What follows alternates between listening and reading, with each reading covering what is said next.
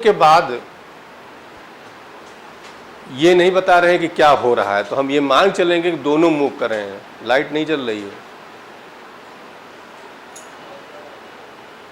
Collision के बाद जब कुछ नहीं कह रहे हैं तो हम ये मान लेंगे कि दोनों ही आगे की ओर मूव कर रहे हैं। ठीक, तो ये ऐसे इधर को हम एक का नाम B1 और एक को कह दिया हम। अब फिजिक्स के हिसाब से कि एक पार्टिकल ये हो गया जिसका मास 1 है, यही मास ये लेते हैं हम लोग। वेलोसिटी इसकी v है।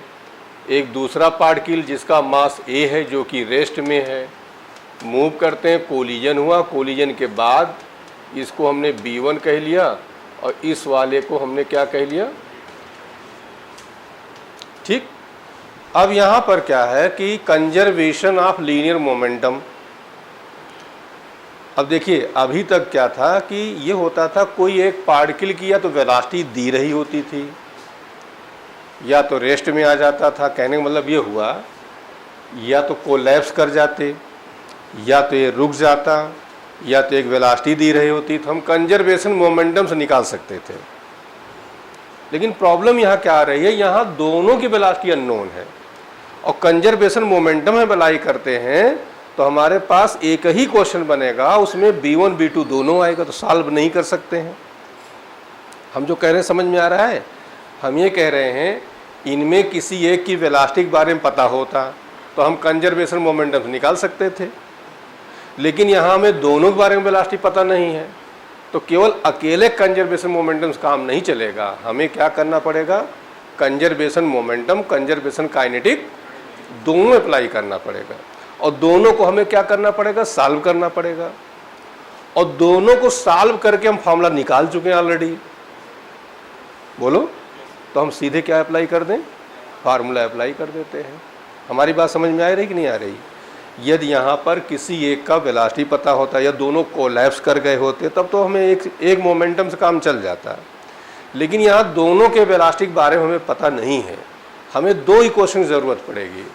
एक इक्वेशन देगा कंजर्वेशन मोमेंटम और एक इक्वेशन देगा कंजर्वेशन ऑफ काइनेटिक, तो दोनों लगाएं और दोनों को सॉल्व करें। उससे बेहतर ये है कि फार्मूला अप्लाई कर दें। बताओ फार्मूला क्या था, m1 माइनस अपान इंटू प्लस 2 अपान m1 प्लस इंटू, ये हम अप्लाई कर देते हैं। अब यहाँ जब लगाएंगे हम m1, यहाँ वैल्यू क्या है, और m2 ये रेस्ट में है, ये इसका मास क्या है, m1 m2 u1 और u2 चूंकि 0 है तो पूरा पूरा ये क्या हो जाएगा। अब ऐसे में B2 की जरूरत होती तो हम B2 निकाल लेते, लेकिन B2 को हमें कोई ज़रूरत है नहीं। हमें तो केवल न्यूट्रॉन की बात कर रहा है बस। क्वेश्चन में क्या पूछा जा रहा है, fraction of total energy retained by the neutron. मतलब जो टोटल एनर्जी है उसका न्यूट्रॉन की एनर्जी का कौन सा पार्ट, मतलब न्यूट्रॉन की एनर्जी टोटल एनर्जी का कौन सा पार्ट है। तो न्यूट्रॉन की एनर्जी रखेंगे ऊपर और टोटल एनर्जी रखेंगे नीचे। टोटल कौन सी, कोलिजन के पहले वाली एनर्जी। 10 रुपया 100 रुपया कौन सा पार्ट है, 10 रुपया ऊपर 100 रुपया नीचे। कौन सा परसेंट है, तो मल्टीप्लाई बाई 100। तो यहाँ पर केवल न्यूट्रॉन की बात कर रहा है बस। तो न्यूट्रॉन की एनर्जी हम निकाल लेंगे। तो कैसे निकालेंगे, देखिए ध्यान से। तो kinetic energy is equal to half mv। तो हाफ, न्यूट्रॉन का मास क्या है, 1 है। वेलोसिटी B1 तो लिख लेंगे 1 माइनस a और 1 प्लस a इंटू v का होल। अब बताओ fractional part, fractional part of energy. तो बताओ न्यूट्रॉन की एनर्जी ऊपर रखो, क्या रखोगे, half 1 minus a 1 plus a का होल स्क्वायर और b स्क्वायर हम बाहर कर दे रहे हैं। और न्यूट्रॉन की एनर्जी इनिशियल क्या हो जाएगी, हाफ m और b square by 2 b cancel हो जाएगा, क्या बचेगा?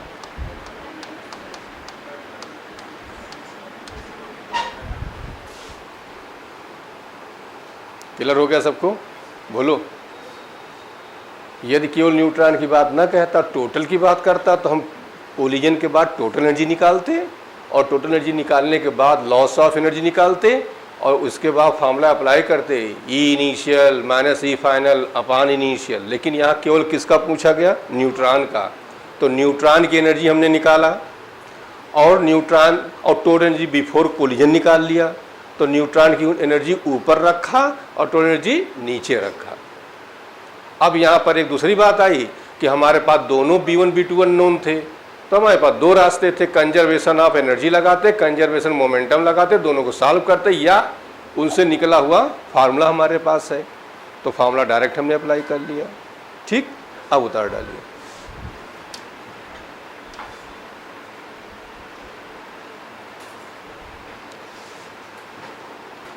ये भी क्वेश्चन पहले आता था, इधर नहीं आ रहा है, लेकिन इसका बताने का मकसद दो था। एक न्यूट्रॉन इस तरह का मामला क्या होगा, दूसरा ये एनर्जी के बारे में। तो दो मकसद के लिए इसको हमने रखा है। ये वाला क्वेश्चन नहीं बताएंगे, डायरेक्ट इसी फार्मूले बेस्ड है। ठीक, इसको लग के आप कर लीजिएगा। चलो ये बताओ 47, कल कॉन्सेप्ट हमने आपको बताया था, बोलिए क्या हो जाएगा? बोलिए। इसमें कोलिजन के बाद ए की वेलोसिटी क्या हो जाएगी? -0.3 और इसकी क्या हो जाएगी? पॉइंट। ठीक, 48 देखिए। 4 smooth steel balls equal mass at rest are free to move along the straight line without friction. The first ball is given velocity 0.4. तो अब आगे समझ गए होंगे क्या पूछना चाह रहे हैं। फर्स्ट को वेलोसिटी दिया जा रहा है 0.4, तो लास्ट की वेलोसिटी भी 0.4 हो जाएगी। ठीक, ये भी कॉन्सेप्ट वाला है।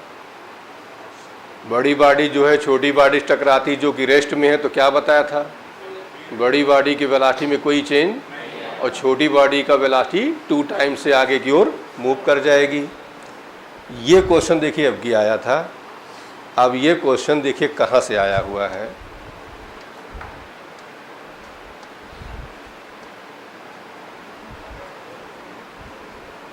यहाँ से है, ये देखिए। ठीक, क्या लिखा है? Greater the difference in a mass laser will be transfer of kinetic energy and vice versa. मतलब क्या कह रहे हैं? ग्रेटर दैट मास का डिफरेंस ज्यादा होगा तो क्या हो जाएगा? एनर्जी का लॉस। अब बताओ, एनर्जी का लॉस ज्यादा हो तो मास का डिफरेंस क्या होना चाहिए? कम होना चाहिए। इसका मतलब यदि मास बराबर हो तो एनर्जी का लॉस क्या हो जाएगा? 100% हो जाएगा। यही क्वेश्चन अब की आपका आया था, देखिए ये था। इसीलिए हम लोग हर वैरायटियों को पकड़ते हैं, वेरिएशंस को पकड़ते हैं। अब वहाँ से क्वेश्चन इन्होंने उठाया है का bullet mass m hits block mass m elastically, transfer of energy maximum कब होगा? जब दोनों के मास क्या हो जाएंगे? सेम हो जाएंगे, तो एनर्जी का लॉस मैक्सिमम होगा। जितने ज़्यादा मास का डिफरेंस होगा एनर्जी का लॉस उतना कम होगा। तो ये क्वेश्चन यहाँ सबकी उठाया गया था। अब हम लोग आते हैं 2 डायमेंशनल कोलिजन या ऑब्लिक कोलिजन।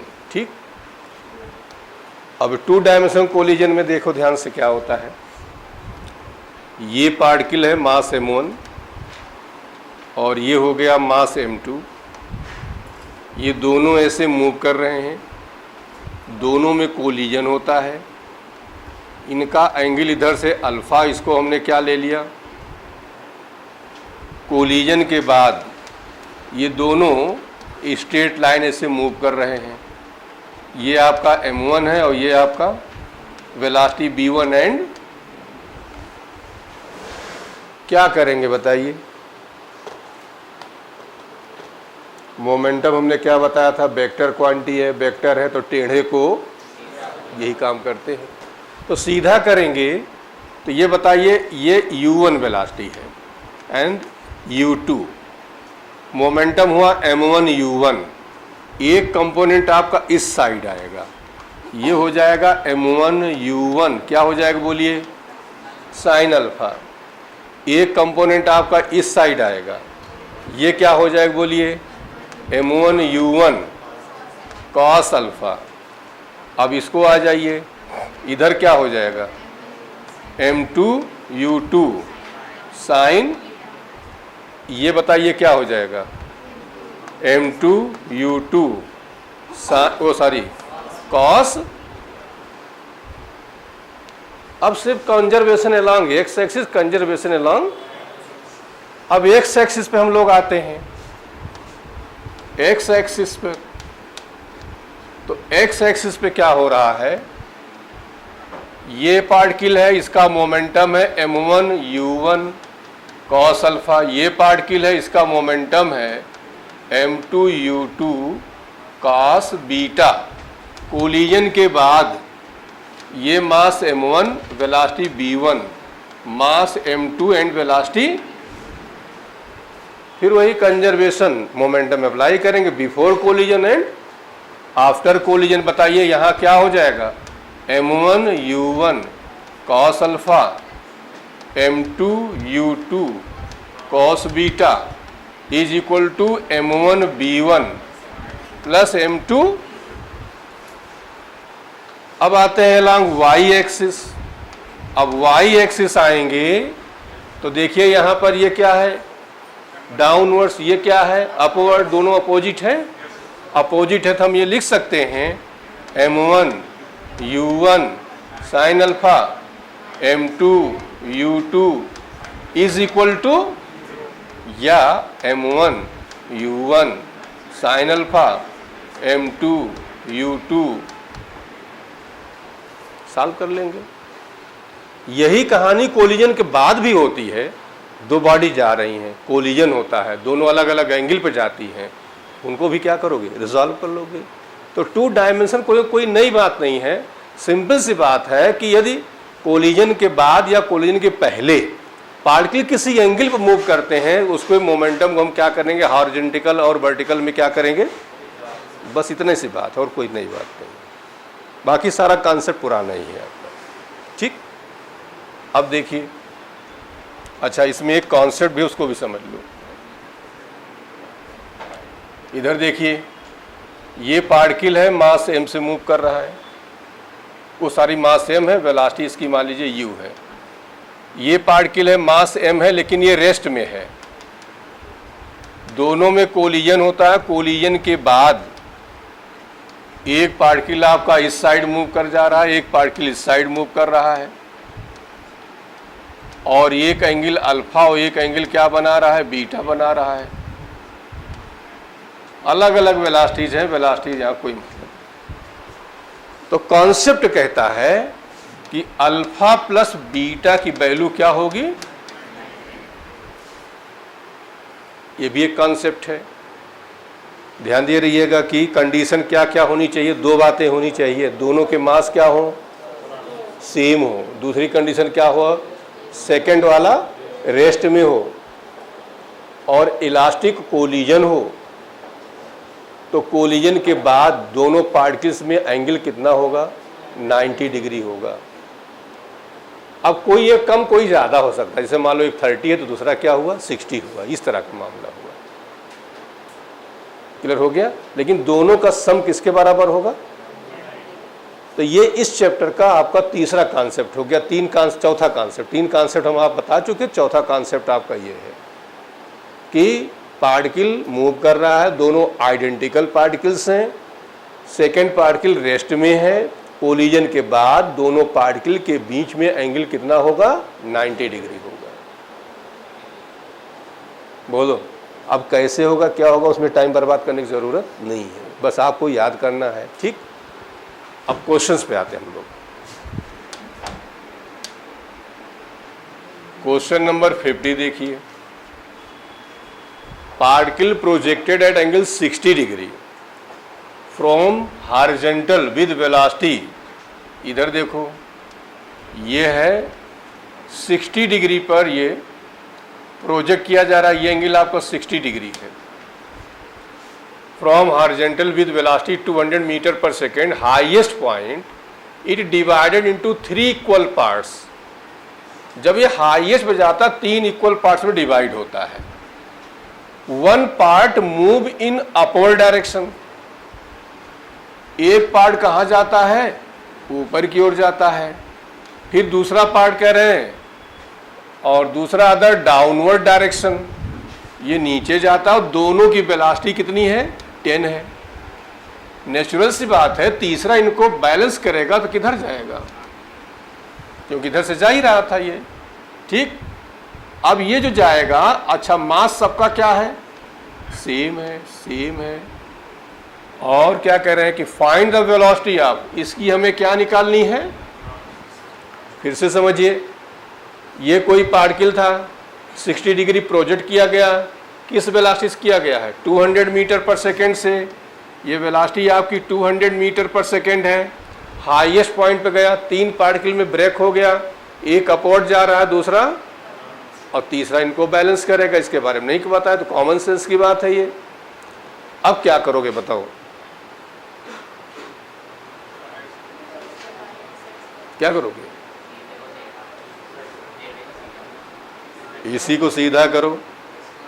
तो सीधा करोगे तो बताओ इधर क्या आएगा, 200 कॉस, और इधर क्या आएगा 200 साइन। इसका मास क्या हो जाएगा बताओ, m m m मिलके।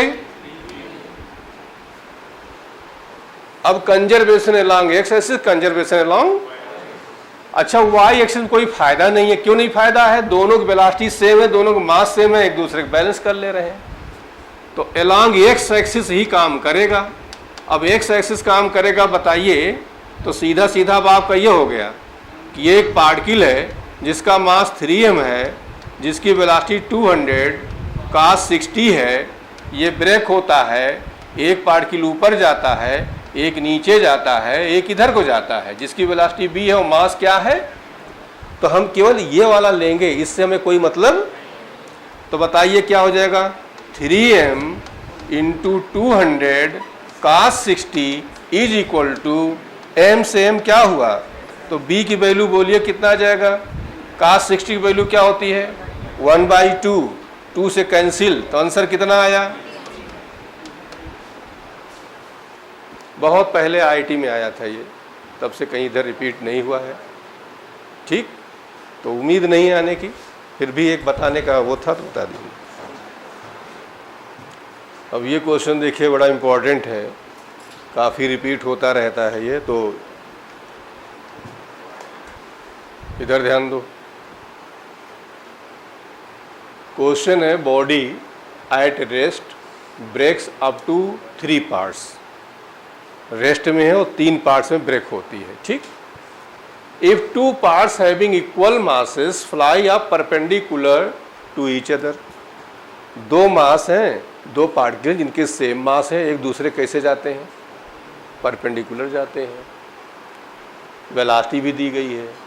Then the velocity of the third part which is has 3 times mass of each particle, ठीक। कभी कभी यही क्वेश्चन ऐसे दे देते हैं कि पार्टिकल है, 3 पार्ट्स में ब्रेक होता है, जिनके मासेस के रेशियो ऐसा दे देते हैं। तब ऐसा दे देंगे तो m से मल्टीप्लाई कर दो, तो ये m रेशियो ये कर दिया। और यहाँ पर वही बात इन्होंने कह दिया कि जो तीसरा पार्टिकल है उसका मास इनके मास का क्या है 3 टाइम्स है। ये समझ में आया पॉइंट, बोलो। और कभी कभी क्या इनका अलग अलग वैल्यू दे देते हैं। तो खूब ये घुमा के क्वेश्चन कई बार पूछा गया है। अब क्वेश्चन पे हम आते हैं। ये है कोई पार्टिकल ऐसे, एक ब्रेक हुआ, इधर को मान लेते जा रहा है, एक इस साइड को जा रहा है, ये दोनों एक दूसरे के परपेंडिकुलर हो गए। नेचुरल सी बात है, जो थर्ड होगा इनको काउंटर बैलेंस करेगा तो वो इधर को जाएगा, ऐसे जाएगा। ठीक। अच्छा, इसी के एक क्वेश्चन में ये एंगल पूछा गया है, बाकी कहीं ये एंगल नहीं पूछा जाता है, केवल वेलोसिटीज की पूछी जाती है बस।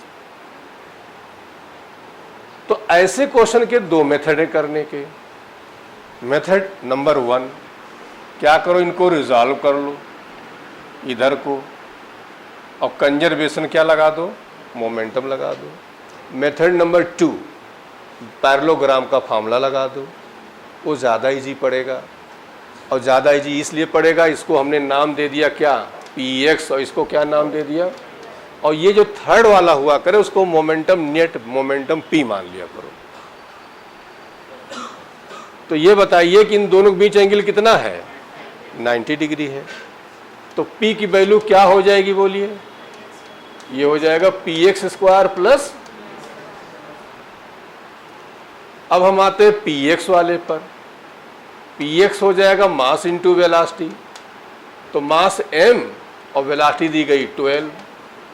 py भी आपका क्या हो जाएगा, m इंटू v, ये भी हो जाएगा m इंटू 12।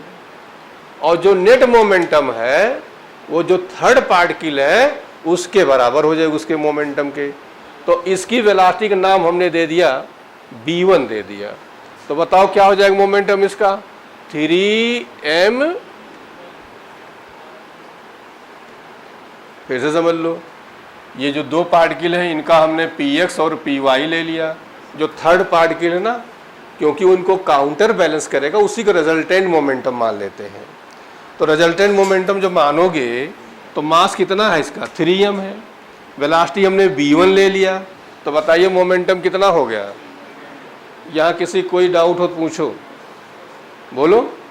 अब सीधे सीधे वैल्यू यहाँ रख दीजिए।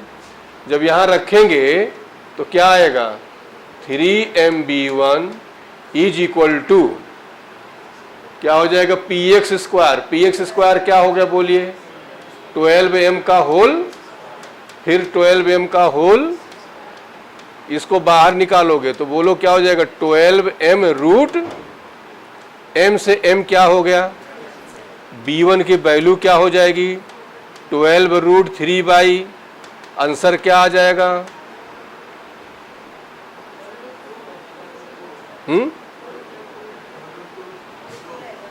हाँ यार √2 है ये, तो 4 रूट, बस यही आंसर आ गया। अच्छा, एक क्वेश्चन और समझ लो, इसी में पूछते हैं कि एनर्जी टोटल, तो स्टार्टिंग एनर्जी तो क्या थी, 0 थी, बोलो, रेस्ट में था। और बाद की एनर्जी निकालोगे तो क्या निकालोगे, बोलो। इसकी एनर्जी क्या हो जाएगी, हाफ mv स्क्वायर, इसकी भी हाफ mv स्क्वायर, इसकी भी।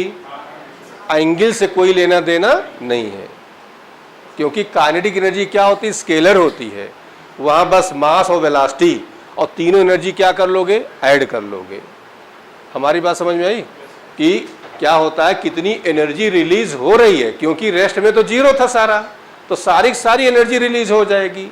तो बताइए इसकी एनर्जी क्या हो जाएगी, हाफ mv स्क्वायर, इसकी भी क्या हो जाएगी, हाफ mv स्क्वायर, और इसकी मास वेलोसिटी सबको रख दो, वही टोटल एनर्जी आपकी आ जाएगी, क्योंकि इनिशियल एनर्जी क्या थी, 0 थी। पॉइंट क्लियर हो गया। तो गेन इन एनर्जी जब निकालोगे तो फाइनल माइनस इनिशियल जितनी आई वही टोटल गेन हो गई आपकी। अब उतार डालिए इसमें। अच्छा, एक चीज़ और बताओ, एंगल पूछे हैं तो रिजल्टेंट आपका ये एक्चुअली ये 45 डिग्री होगा, ये भी 45, क्यों 45 होगा, दोनों इक्वल है। तो ये बताइए इनके बीच एंगल ये कितना होगा, वो होगा 180 माइनस 40, कितना आएगा, यही यहाँ भी हो जाएगा, ये भी हो जाएगा 180 माइनस 45 इज इक्वल टू 130। लेकिन ये एंगल बस एक बार कभी पूछा गया था, बाकी एंगल नहीं पूछा जाता है। सिर्फ क्या पूछते हैं, वेलोसिटी। और बहुत आसान तरीका है कि momentum along x axis, momentum along, और जो थर्ड पार्टिकल है वही रिजल्टेंट मोमेंटम मान लिया करो, बस इजी मेथड निकल आएगा आपका। ठीक, अब उतारिए। अब जो लोग मान लो सेकंड पेपर नहीं पढ़े हैं तो इतना किया करो, जो पोर्शन पढ़ा हुआ है, ठीक, उसको आप खूब तैयार किया करिए, उतना चैप्टर आपका तैयार होता जाए। मान लिया उधर का नहीं है पढ़ा तो फार्मूला वगैरह पढ़ के दे दिया करो टेस्ट सीरीज में, ठीक। अदरवाइज जो पोर्शंस आपके हो रहे हैं उनको खूब ढंग से पढ़ा करिए। कम से कम ऐसे 2-2 4-4 चैप्टर तैयार करते जाओगे तो आपकी अच्छी तैयारी हो जाएगी।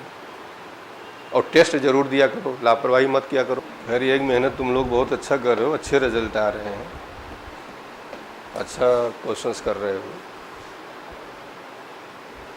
ऐसे लगे रहोगे तो यकीन मांग चलो फिजिक्स में बहुत अच्छा स्कोर करोगे। क्वेश्चन 53 देखो।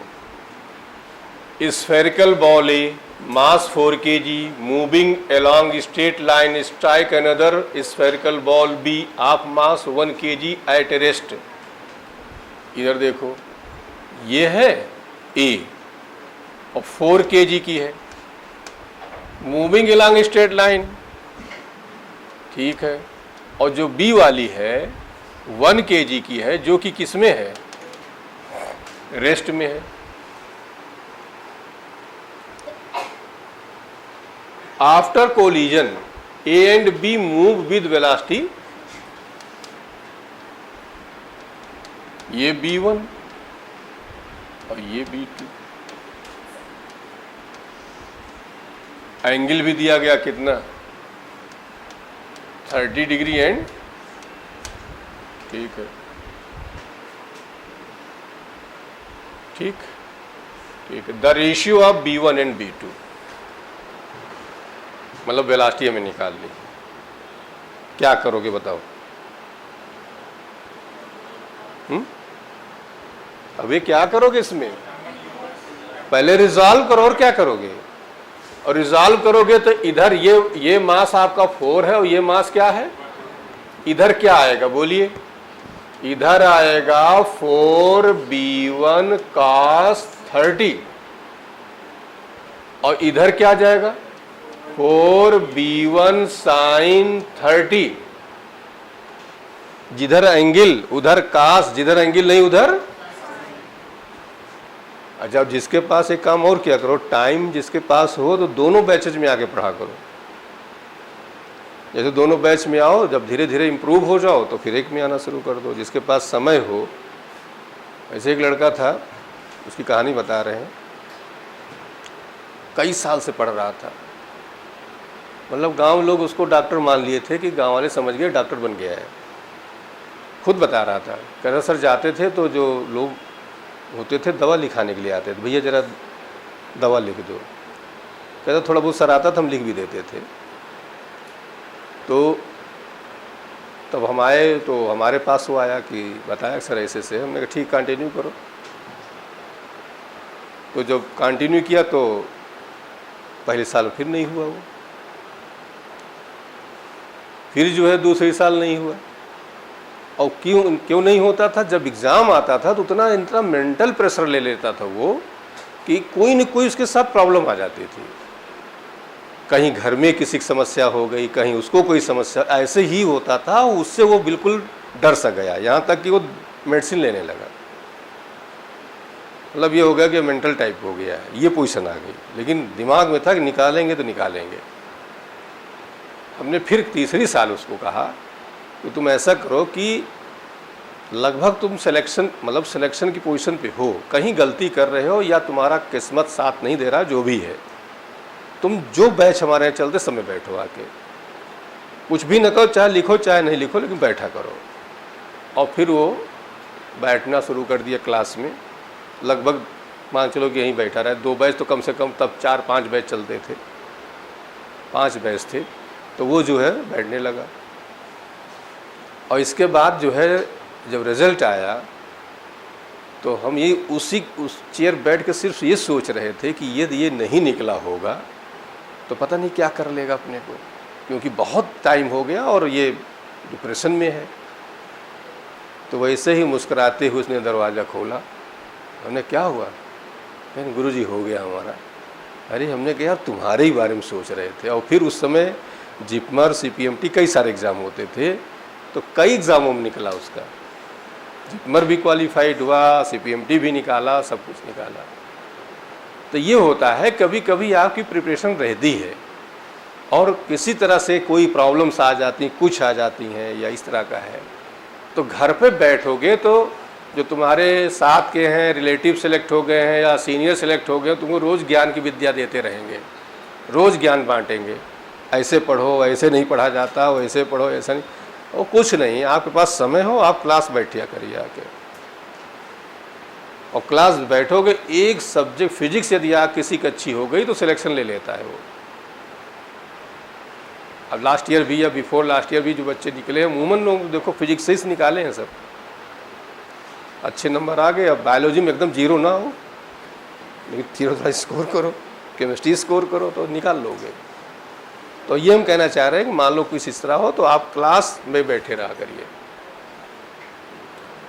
चलिए बताइए, अब इसको रिजॉल्व करो, क्या आ जाएगा बोलो। ये आ जाएगा 1v2 cos 60, और ये क्या आ जाएगा 1v2। अब हम conservation along x axis, conservation along, अब एक्स एक्सिस लगाओ। इसकी वेलोसिटी के बारे में कुछ नहीं कहा तो इसको हम u ले लेते हैं, तो बताओ ये क्या हो जाएगा 4u। ये क्या हो जाएगा इज इक्वल टू, इधर बताइए 4b1 cos 30 plus b2 cos। अब y एक्सिस के लांग आ जाइए, y एक्सिस में ऊपर ये 4b1 है, 4b1 sin 30, और इधर क्या है b2, तो बताओ 4b1 sin 30 की वैल्यू, और ये बताओ √3/2 से 2 क्या हुआ, इसको इसके नीचे ले आओ, तो b1 अपान b2 क्या वैल्यू आ जाएगी √3/। अब ये आंसर आ गया, तो हमें इस इक्वेशन की कोई ज़रूरत, लेकिन अब इस क्वेश्चन में ये कहते b1 b2 अलग अलग निकालना होता, ओके, तब हमें इसकी भी ज़रूरत पड़ती है, और तब वो क्या करते u की वैल्यू यहाँ दे दिए होते। अभी u मान लो 10 मीटर पर सेकंड दे देते हैं, तो हम b1 b2 दोनों इस इक्वेशन को और इस इक्वेशन को दोनों को क्या करते सॉल्व करके, b1 अलग आता b2, लेकिन यहाँ रेशियो पूछा तो एक ही क्वेश्चन हमारा काम चल गया। हमारी बात समझ में आ रही है, बोलो, उतार डालो। अभी 3-4 क्वेश्चन करोगे, अभी क्लियर हो जाएगा कॉन्सेप्ट, ठीक। 54 देखिए,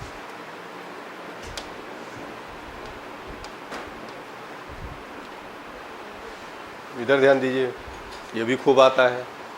particle mass m moving eastward with speed v collides with another particle of the same mass moving, एक ईस्ट को जा रहा है, एक, तो पहले हम बना लेते हैं। ये मास m है, ये ईस्ट जा रहा है, ये मास m, और ये दोनों में कोलिजन होता है। कोलिजन के बाद क्या कह रहे हैं, the two particle collides on the collision the new particle of mass. अब दोनों जब कोलैप्स कर जाएंगे तो मास कितना हो जाएगा 2m हो जाएगा, ठीक है। अब हम क्या करें, इसको आगे बढ़ा लो, इसको नाम दे दिया is equal to mass into velocity, इसकी भी वेलोसिटी v है, इसको भी आगे बढ़ा लो, ये भी py नाम दे दो, ये भी क्या हुआ बोलो, यही तो हो गया p is equal to mass into velocity, px और py निकाल लिया, मास इंटू वेलोसिटी। अब बताओ जो थर्ड पार्टिकल है वो नेट मोमेंटम के ही बराबर हो जाएगा, इनके एंगल कितना आ रहा है, तो बताओ क्या करोगे, p is equal to under root px square plus, और p की वैल्यू बताइए क्या हो जाएगा 2mb डैश। हम मान ले रहे हैं कि जो थर्ड पार्टिकल है उसकी वेलोसिटी क्या है b डैश है, is equal to under root mb का स्क्वायर प्लस mb स्क्वायर। अब बताइए क्या हो जाएगा, इज इक्वल टू बोलिए mb रूट, m से m क्या हुआ, b डैश क्या हो गया, b रूट बाई b की वैल्यू दी गई है, b ही है, तो बस यही आंसर आ जाएगा। इसको और मॉडिफाई करना चाहो तो b अपान, क्लियर हो गया, उतार डालो। बहुत सिंपल सिंपल क्वेश्चन है आपके। इस तरह क्वेश्चनों में हमेशा वही पैरेललोग्राम का यूज किया करो।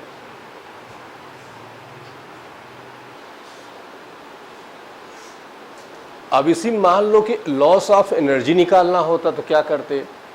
लॉस ऑफ एनर्जी इसलिए हो रहा है, दोनों क्या कर रहे हैं? कोलैप्स कर जा रहे हैं। तो ये कैसा कोलिजन हुआ? इनइलास्टिक हुआ। एनर्जी का क्या होगा? लॉस होगा। तो क्या करोगे? इनिशियल निकाल लो, फाइनल निकाल लो, दोनों का डिफरेंस ले लो। तो बताइए इनिशियल एनर्जी, चलिए बताइए, ई इनिशियल इसकी क्या हो जाएगी? हाफ, इसकी हाफ।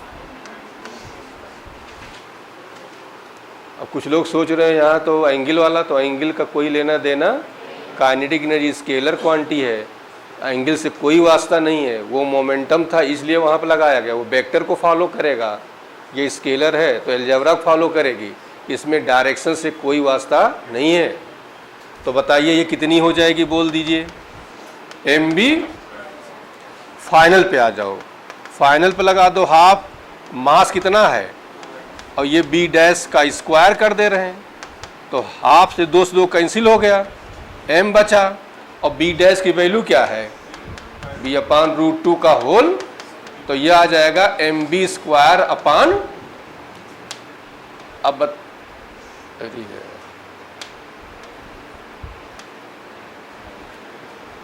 इधर देखिए,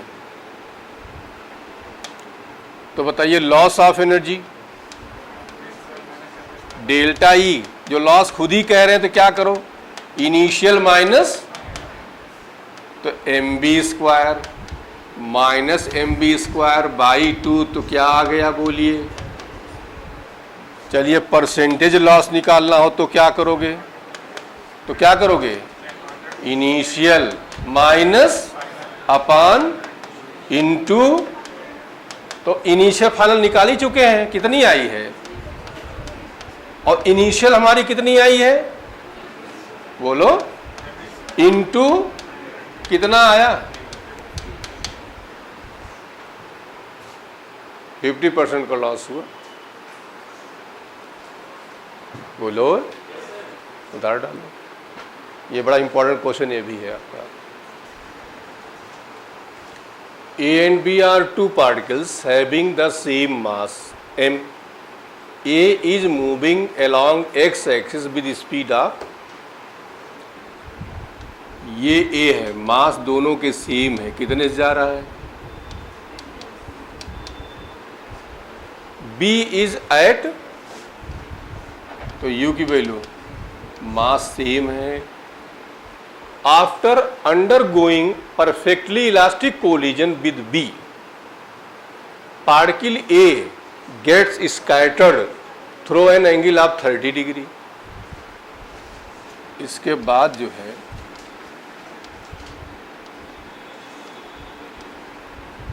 ये एंगल कितना है? What is the direction of B and speed of A and B after the, अब नेचुरल सी बात है कि इधर गया तो एक इसको इधर जाएगा। ये एंगल हमें निकालना है और इसकी वेलोसिटी निकालनी है। इसकी वेलोसिटी नाम दिया B1 और इसको क्या दे दिया? ये क्वेश्चन समझ में आया कि नहीं आया? अब देखिए ध्यान से क्या करना है हमें। अब एक ये हुआ कि रिजॉल्व कर लो हॉरिजॉन्टल और, तो conservation along x axis, conservation along y axis, और दोनों सॉल्व कर लेंगे तो एंगल भी निकल आएगा और वेलोसिटी भी निकल आएगी। ठीक। एक चीज और इसमें छुपा हुआ है, छुपा ये है कि दोनों के मास कैसे हैं? सेम है। दूसरा वाला क्या है? रेस्ट में है। और तीसरी कंडीशन भी फॉलो कर रहा है, परफेक्टली इलास्टिक है। तो क्या कहानी होती है? दोनों के बीच एंगल कितना होना चाहिए? तो एक एंगल आपको दिया गया कितना, तो दूसरा एंगल कितना हो जाएगा? बस इसका मतलब हो गया थीटा तो हम अपने आप निकाल लेंगे, क्योंकि 30 plus theta is equal to, तो थीटा इज इक्वल टू कितना आएगा, ये कॉन्सेप्ट हो गया, एंगल निकल आया अब आपका। अब केवल वेलोसिटी रह गई फाइंड करने के लिए, तो अब ये सीधे सीधे एंगल आपका 60 हो गया, हम 60 लिख दे रहे हैं, बोलो। तो इधर जो आएगा कंपोनेंट MB2 cos 60, और इधर थोड़ा टेढ़ा कर दिया लेकिन सीधा है ये, MB2, इसको रिजॉल्व करो, MB1 इधर क्या आएगा, MB1 अलॉन्ग एक्स एक्सिस लगाइए कंजर्वेशन, तो 10m plus 0 is equal to MB1 cos 30 MB2 cos 60, m हर जगह से क्या हुआ, तो 10 इज इक्वल टू B1 √3/2 B2/2 इक्वेशन नंबर। अब अलॉन्ग वाई एक्सिस आ जाइए, वाई एक्सिस कंजर्वेशन लगाइए, देखिए वाई एक्सिस बताइए क्या हो जाएगा, Y axis MB1 sin 30 MB2 sin 60, तो बताइए क्या हो जाएगा, m क्या हो गया, B1 30 की वैल्यू, B2 √3/, तो B1 इज इक्वल टू, यही क्वेश्चन नंबर। अब इस B1 की वैल्यू इसमें उठा रख देंगे तो क्या मिल जाएगा, तो रखिए, तो फ्रॉम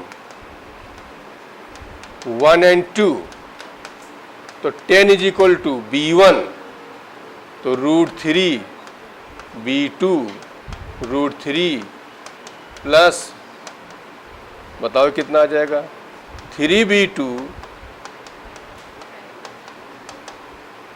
4B2, तो 2B2 आ जाएगा, तो B2 की वैल्यू कितना आ जाएगा।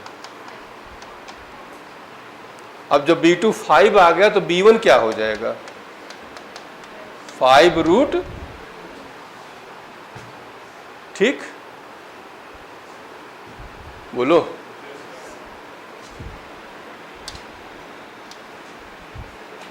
बता डालो, लेकिन ये मेडिकल लैब क्वेश्चन नहीं है,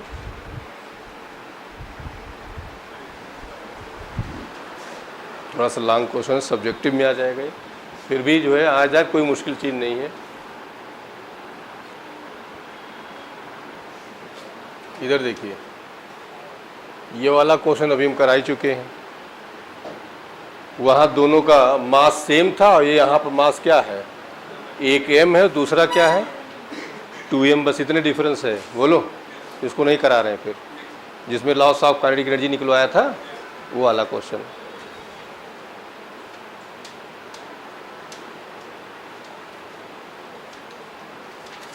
इधर देखिए,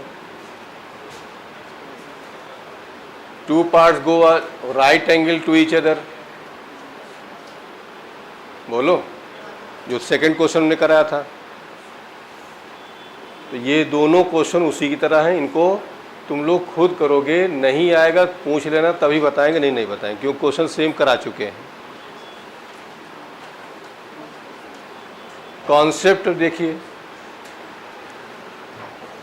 क्या क्वेश्चन है, देखिए ध्यान से, sphere P mass m velocity B1 under goes oblique and perfectly elastic collision with identical sphere Q initially at rest, the angle theta between the velocities of the spheres after the collision shall be, कितना, अरे यार क्या कह रहा है, sphere P mass m velocity BI undergoes oblique and perfectly elastic collision with identical sphere Q at rest, कितना होगा, consider elastic collision of particle of mass m moving with velocity u with another particle of same mass at rest, after the collision the projectile and the and the struck particle move in the direction making angle θ1 θ2, दोनों के बीच angle कितना होगा? ये भी वही है, बोलो। अब इसमें क्या है, θ1 तुम्हें दिया गया है, कितना दिया θ1 बोलिए? नहीं, θ2 दिया 37, तो θ1 कितना हो जाएगा? 90 - 37। ओके, अब हम लोग आते हैं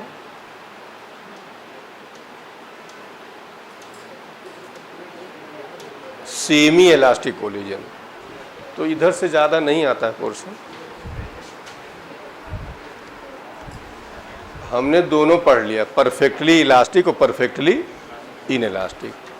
अब थर्ड वाला पोर्शन पढ़ना है सेमी इलास्टिक।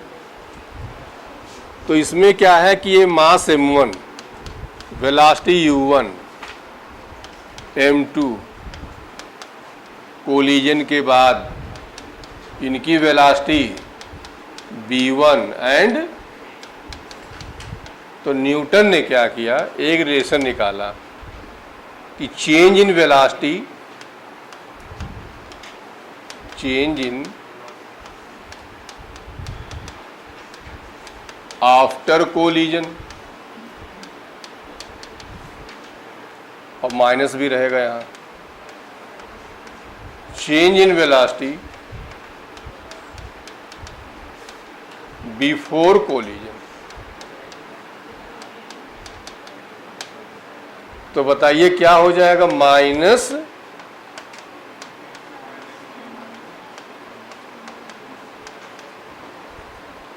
या हम लोग ऐसे इसको ले लेंगे b2 - b1 upon u1 minus, मतलब हमने क्या किया, इस माइनस को यहाँ कर लिया, तो इसको b2 - b1 कर लिया, इसको u1 - u2। ये न्यूटन फार्मूला कहलाता है।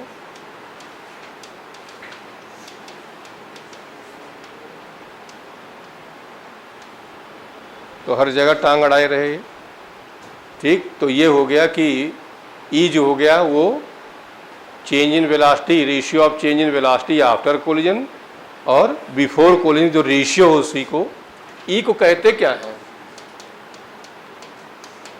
Coefficient of restitution. इसकी कोई यूनिट और डायमेंशन,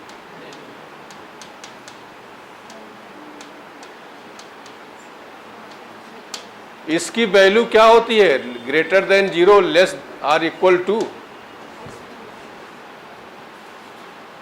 ठीक। अब देखो, फिर हमने बता ही दिया था E इक्वल टू 0 होता किसके लिए बोलो? परफेक्टली इन इलास्टिक, और E इक्वल टू 1 होता किसके लिए बोलिए? Perfectly elastic collision. और E की वैल्यू 0 से ज़्यादा, 1 से कम होगी किसके लिए? सेमी। इन दोनों को हम लोग पढ़ चुके हैं, आज इसके बारे में पढ़ने जा रहे हैं, ठीक। तो देखिए ध्यान से अब इनके बारे में, अब ध्यान समझो। हम निकालने जा रहे हैं वेलोसिटी आफ्टर nth कोलिजन।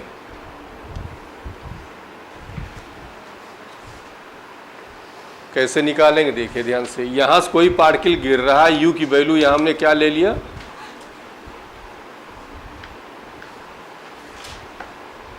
इसके बाद यहां से ये फर्स्ट कोलिजन, अब ये ऊपर गया, फिर ये आया, फिर ये गया, फिर ये आया, ऐसे nवीं बार ये जो जाएगा, हमें इसकी ये bn ये निकालना चाह रहे हैं। एक बार टकराया, दोबारा, तिबारा, चौबारा, nवीं बार जो वेलोसिटी होगी वो क्या होगी? तो ध्यान समझो, ठीक, इधर देखिए, इसको नाम दिया हमने u1, इसको नाम दे दिया हमने u2। पहली बार उछलेगा, वेलोसिटी नाम दे दिया v1। हाईएस्ट पे जाएगा तो वेलोसिटी क्या मान लिया, बोलो, यहाँ से ड्रॉप किया तो u की वैल्यू क्या हो गई, यहाँ कोलिजन होगा तो वेलोसिटी हमने u2 ले लिया, उछलेगा तो कुछ वेलोसिटी होगी, हाईएस्ट पे जाएगा तो वेलोसिटी क्या होगी। फार्मूले पे आ जाइए, E इज इक्वल टू क्या हमने बताया था, b2 minus b1 upon u1 minus b2 की जगह क्या रखोगे, b1 की जगह, अब बताओ u1 की जगह, u2 की जगह, u2 की जगह ये u2 ही रखो। ठीक, अब बताओ यहाँ से b1 की जो वैल्यू आएगी ये u इंटू u2 और u2 की u मान लो तो यही हो जाएगा e इंटू, इसको हम मान ले रहे हैं u। इसका मतलब पहली बार जो उछलेगा तो वेलोसिटी कितनी हो जाएगी, eu हो जाएगी। अब इधर देखिए कि वेलोसिटी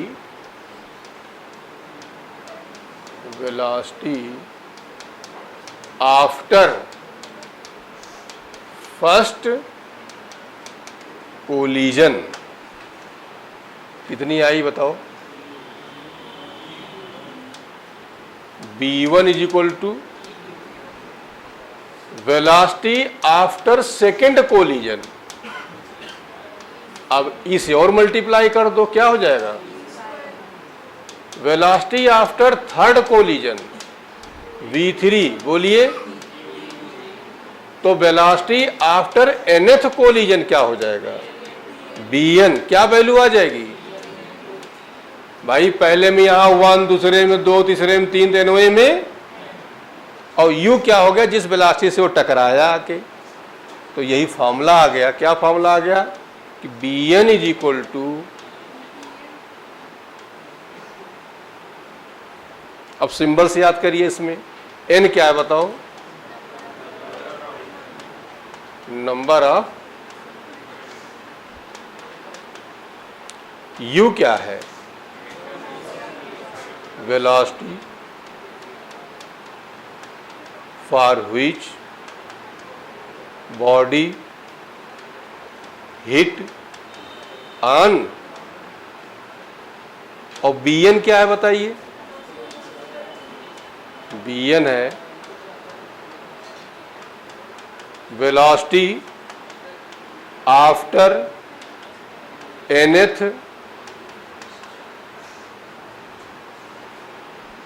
बस सिंबल से याद करिए, फॉर्मूला याद करिए, बाकी कोई मतलब नहीं है, बहुत ज़्यादा आता नहीं है, लेकिन मान लो आ जाए तो कोई ऐसी बात नहीं है। तो बताओ bn इज इक्वल टू क्या हो गया बताओ, e to power n into u। u जो पहली बार कोलिजन होता है वो वेलोसिटी को ध्यान दिया रहना इस पर। n क्या हो गया, number of collision, e coefficient of restitution हो गया, वो वैल्यू आपको दिया रहेगा या पूछा जाएगा। और bn क्या हो गया बताओ, वेलोसिटी आफ्टर nth कोलिजन हो गया। ठीक, अब दूसरा फॉर्मूला आ जाता है,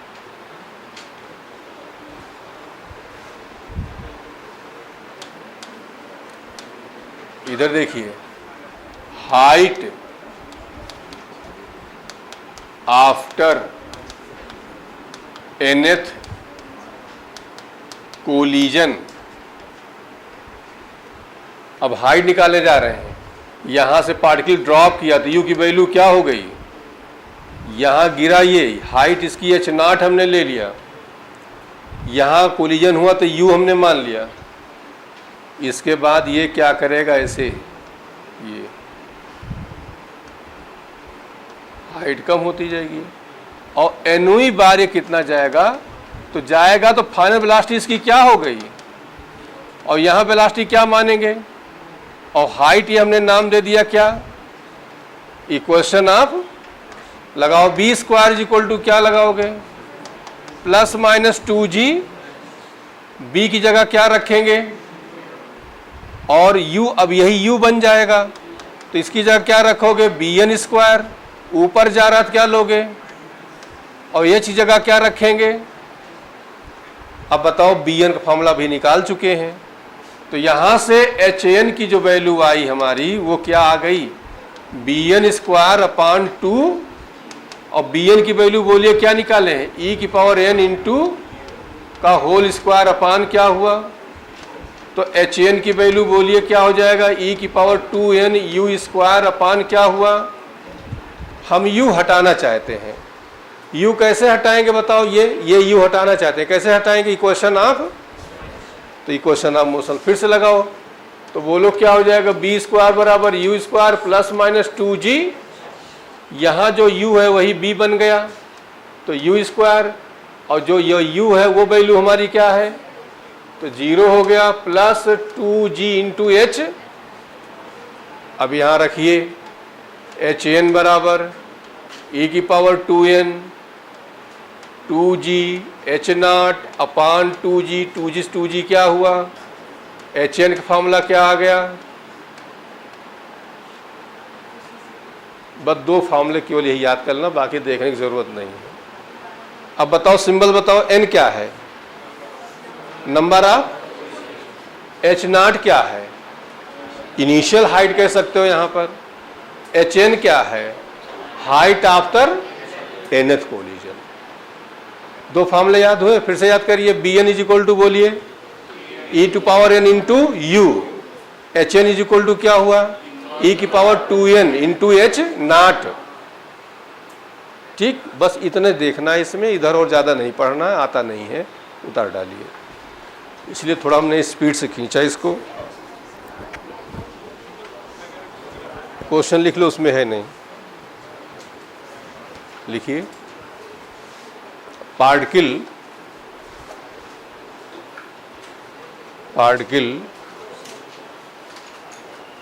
fall from height, particle fall from height 20 meter, 20 meter, bracket में लिख लो E is equal to 1/2, E is equal to 1/2। Find number 1 velocity of particle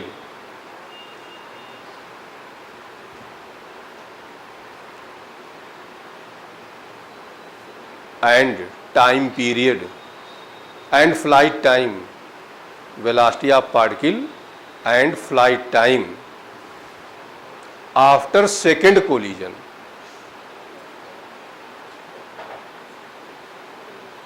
after second collision.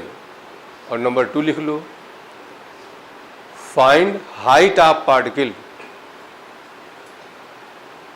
Height of particle after second collision.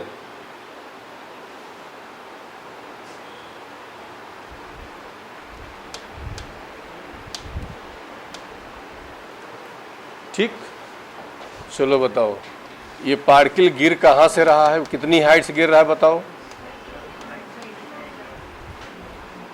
तो कह रहे हैं second collision. जैसे एक collision ये हुआ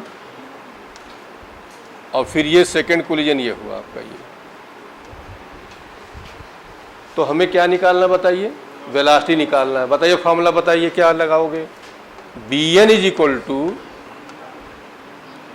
अब हमें क्या चाहिए यहाँ पर? u चाहिए। तो u कैसे निकालोगे? u निकालने की ये u चाहिए, ये वाला, तो लगाएंगे b square is equal to plus 2g। तो b की जगह क्या रखोगे? u की वैल्यू क्या रखोगे? 2g की वैल्यू, h की वैल्यू, तो बोलिए u कितना आ जाएगा? 20 मीटर। अब बताइए n बराबर 2 रख दो, e बराबर 1/2 रखिए, तो b N is equal to लगाओगे e की पावर n इंटू यू, तो 1/2 इंटू 2 इंटू, तो 20 अपान क्या हुआ? आंसर क्या आ गया?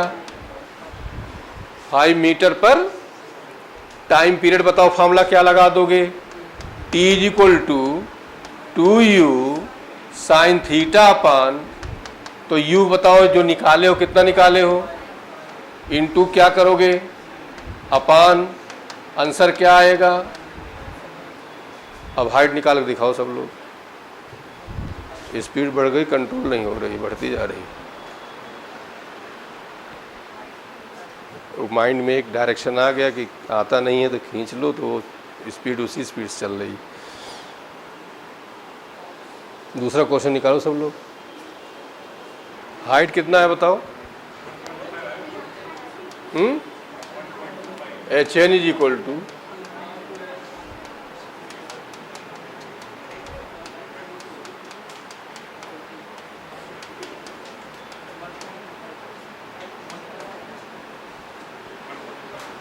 ठीक। एक क्वेश्चन और लिखो। थीटा की वैल्यू कहाँ से आया, पार्टिकल को ऊपर ऐसे जा रहा है, तो ऊपर जा रहा है तो थीटा कितना होगा बोलो, एकदम वर्टिकल जा रहा है ना, तो थीटा क्या लेंगे, 90 लेंगे। ये तो जो फार्मूला हमारा इस तरह का था, याद करिए, ये ऐसे था, ये आपका थीटा हुआ करता था उस समय, ये फार्मूला हमारा था। लेकिन जब यही एकदम वर्टिकल जाएगा, थीटा की वैल्यू क्या कर देंगे, 90 कर देंगे। ठीक, अगला क्वेश्चन लिखो।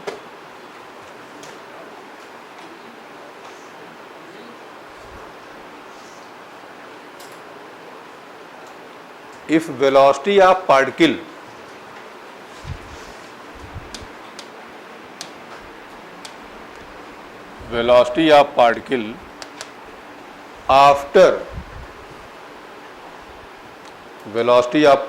after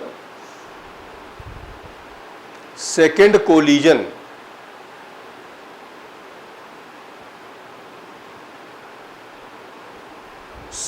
collision becomes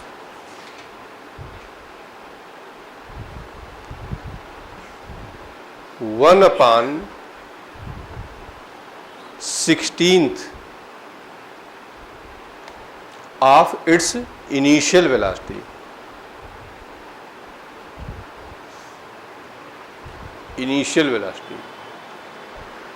Find coefficient of restitution.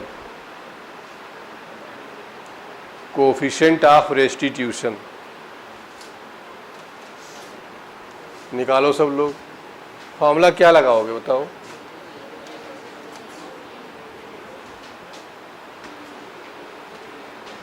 Bn कितना दिया गया है, u अपान, तो यहां रख दीजिए।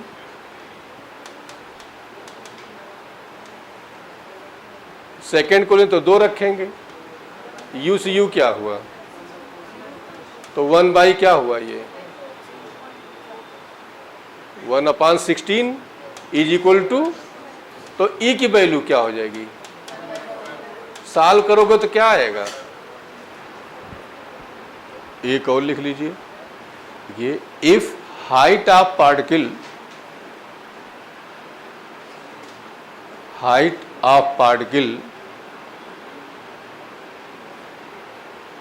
becomes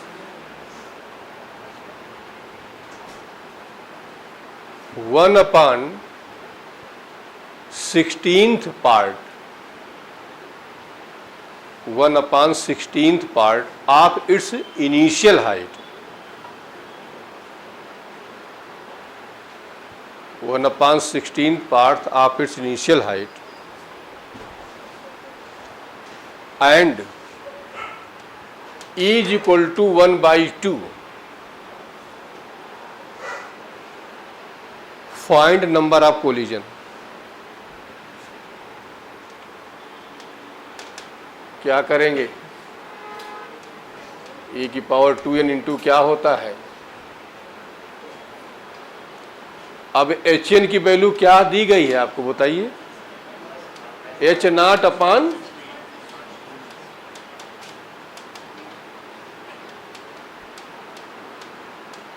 n हमें निकालना है। h0 से h0 क्या हुआ, अब इसको भी 2 के बेस पे ले आओ, क्या लिख सकते हो बोलो, तो 2n इज इक्वल टू क्या हुआ?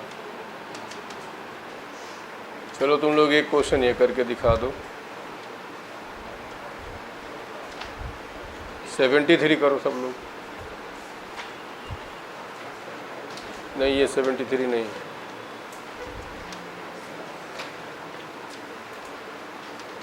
ये सब इधर का आता नहीं, इसको हम फिर नहीं पढ़ा रहे हैं। ये आया हुआ है 70। क्वेश्चन देखिए क्या कह रहा है। Sphere mass am moving with velocity u। ठीक है, ये u वेलोसिटी से मूव कर रहा है। Hits another stationary sphere of same mass. ये रेस्ट में है, उससे ये हिट करता है। ठीक, if is the coefficient of restitution, what is the ratio of velocities of to spheres after the. अब इनमें कोलिजन होता है, कोलिजन के बाद इनकी वेलोसिटी हमें बतानी है।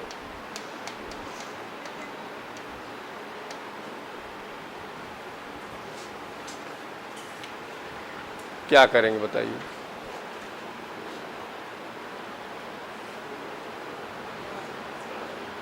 कंजर्वेशन मोमेंटम तो लगाएंगे ही, तो बोलिए क्या हो जाएगा? प्लस mv1 mv2 m हर जगह से, तो b1 प्लस इक्वेशन नंबर। अब एक इक्वेशन जरूरत हमें और है, तभी तो सॉल्व कर पाओगे। वो कहाँ से निकालोगे?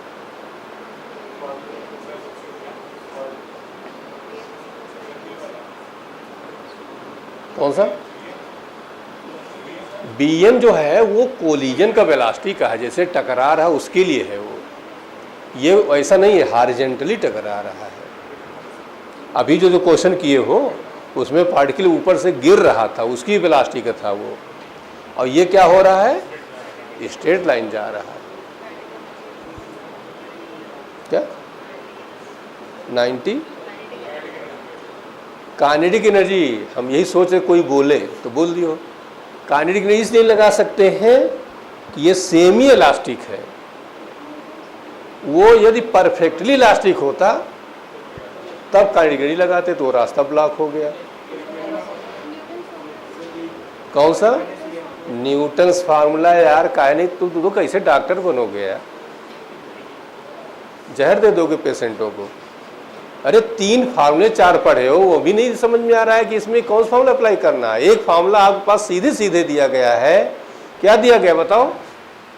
E is equal to B2 minus B1 upon U1 minus. इस पर निगाहें नहीं जा रही है, तो यहां पे E रखो। अब B2 हमारा ये B2 ही है, B1 B1 ही है, U1 की जगह और U2 की जगह।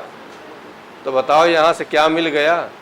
मिल गया B2 minus B1 is equal to equation number. अब दोनों क्या करो? सॉल्व कर लो। कैसे सॉल्व करेंगे बोलिए? फर्स्ट और सेकेंड को दोनों को ऐड कर लेते हैं। ऐड करेंगे तो B1 से B1 क्या हुआ? तो मिला क्या? इज इक्वल टू U बाहर निकाल लो तो क्या हुआ? तो B2 की वैल्यू क्या हो जाएगी? अब जब B2 निकल आया तो B1 निकाल लीजिए, चाहे इससे चाहे इससे। तो बताओ B1 इज इक्वल टू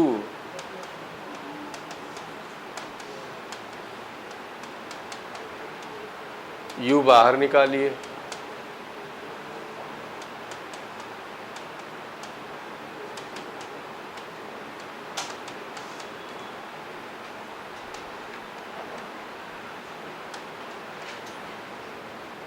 अच्छा यहाँ देखो, गड़बड़ करोगे इधर देखो। जब एलसीएम लोगे ना, समझो ब्रैकेट के अंदर है, जब ये माइनस खोलोगे तो ये माइनस हो, ये क्या हो जाएगा? ये भी माइनस हो जाएगा, तो -1। तो बताओ ये वैल्यू क्या आ जाएगी? आप दोनों का रेशियो ले लीजिए। क्या रेशियो आ जाएगा बोलिए? B1 अपान, और ये B1 था हमारा, और B2 कितना निकाले हो? U/2 क्या हुआ?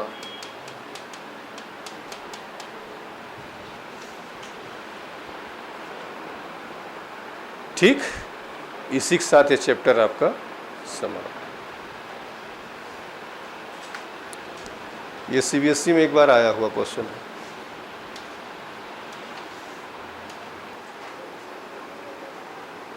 अब ये भी चैप्टर आपको बहुत जैसे ये आसान है वैसे इससे भी आसान वाला है।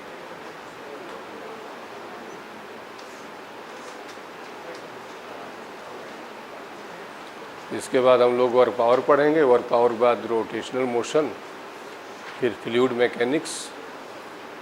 मैकेनिक्स पूरी ख़त्म। दीपावली के पहले कोशिश से ख़त्म हो जाए। उसके बाद आपका सिर्फ सेकंड पेपर चले, इधर हीट ख़त्म हो जाएगा, क्योंकि हीट में एक टॉपिक आपका हटा ही दिया गया है, सेकंड लॉ वाला कार्नोट इंजन। ग्रेविटेशन इलेक्ट्रोस्टैट के बाद दोनों कंपेयर हो जाता है ना, इसलिए हाँ 3 टॉपिक आपके कंपेयर होते हैं। मैग्नेट का मैग्नेटिक वो वाला और ये इलेक्ट्रोस्टैट, 3 ये है। हाँ नहीं, मैग्नेटिज्म जो चैप्टर है एक्चुअली इलेक्ट्रोस्टैट जो है जो पहला चैप्टर है वो 3 जगह कंपेयर होता है। एक तो आपका हो जाएगा ग्रेविटी में आ जाएगा, एक मैग्नेट में आ जाता है, एक मैग्नेटिक इंडक्शन में आ जाता है। तो 3 जगह वो चैप्टर रिपीट होता है, एक तरह सिमिलर टाइप का। तो पहले तो 1 ही 2 क्वेश्चन रखते थे, लेकिन अब की उन्होंने खूब कायदे से रखा था। अदरवाइज 1 क्वेश्चन 2 क्वेश्चन आता था बस। इसलिए अब ये नहीं गेस लगाया सकता है कि इससे कितना आएगा, किसी से कुछ भी रख सकते हैं, जैसा कि पैटर्न बदल चुका है। तो पहले हम लोग पढ़ाते थे, कहते थे इसको बहुत ना तैयार करना, 1 क्वेश्चन आएगा, पूरा एक ब्रांच है वो, पहला चैप्टर जो है एक ब्रांच के बराबर होता है। उतने में समझो हीट निपट जाती, उतने में साउंड निपट जाती, जितने में एक चैप्टर में टाइम लगता है।